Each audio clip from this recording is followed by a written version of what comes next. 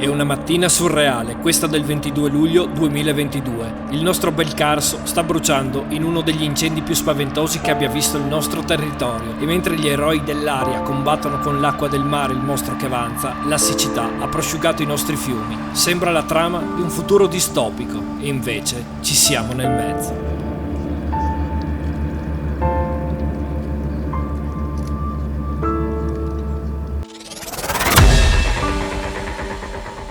Oggi un'altra di quelle giornate che non avrei mai voluto vivere. È finita, abbiamo perso. La siccità straordinaria e la scarsa portata d'acqua dalla Slovenia hanno decretato la fine del fiume Isonzo da Gorizia fino a pochi chilometri dalla foce. La maggior parte dell'asta è asciutta. Resistono solo alcuni tratti che rimangono sorvegliati speciali. Abbiamo perso un intero ecosistema, una biodiversità incredibile, un danno che non si potrà mai più recuperare. Oggi è in atto una delle più grandi imprese di recupero mai fatte in Friuli Venezia Giulia. I pescatori volontari supportati da mezzi e uomini, dall'ente tutela patrimonio ittico, dal consorzio di bonifica e dalla protezione civile, stanno recuperando in zona sagrada un quantitativo incalcolabile di pesci. Parliamo di barbi, cavedani, lucci, trote, carpe, anguille, tinche, in quantità mai viste prima d'ora. Nelle ultime settimane, dopo l'asciutta del ponte dell'ex ferrovia, noi della Gudo Terror avevamo avvertito dell'enormità e complessità di questo recupero, proprio per la quantità spaventosa di pesce che nessuno sospettava, tranne noi, che conosciamo ogni singolo sasso di questo tratto di fiume. Non vi dirò dove sono stati spostati i pesci per non dare suggerimenti a persone di malaffare. Abbiamo perso un fiume. Questo è il momento di intervenire, salvare il nostro territorio e un patrimonio genetico inestimabile, una biodiversità propria di quello che era uno dei fiumi più belli d'Italia. Un grazie infinito però a tutti,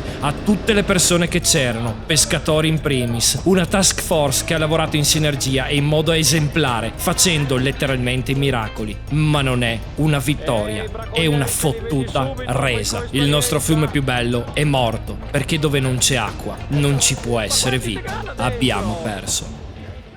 Questa esperienza, questa emergenza ci ha insegnato che innanzitutto è necessario andare d'accordo. Tutti i soggetti che sono coinvolti nella gestione di un fiume devono collaborare. Certo. Collaborando abbiamo visto si ottengono ottimi Se risultati. si collabora funziona. Ma soprattutto che una chiave di successo è il volontariato.